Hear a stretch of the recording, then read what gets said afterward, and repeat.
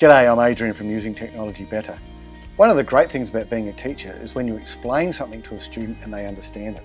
One of the most frustrating things of being a teacher is having to explain some things over and over again. Wouldn't it be great if the students could just pause you and restart you when they needed you? Well, using screencasting, we can do that. Now, inside PowerPoint there's a screencasting program. When I combine that with my Surface and with my digital ink, I can now create little tutorials for my students to pay attention to and follow through when they need that information.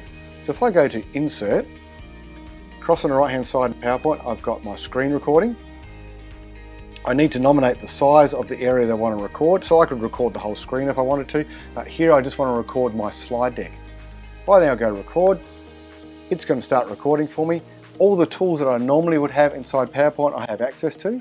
So now if I come to my drawing tab, I can grab a pen and say, you need to do this first, and then this third would be really good, and pay attention to this last bit here.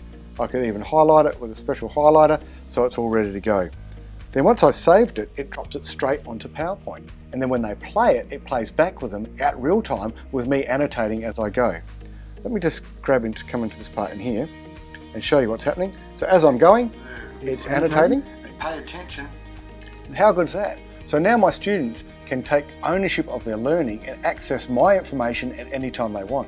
But even better, they can use this to describe their learning and explain what's going on to me as a teacher, or for them as their parents. The other cool thing is they can create how-to tutorials for other students in the classroom, all by using a Surface, digital ink and PowerPoint. How cool is that?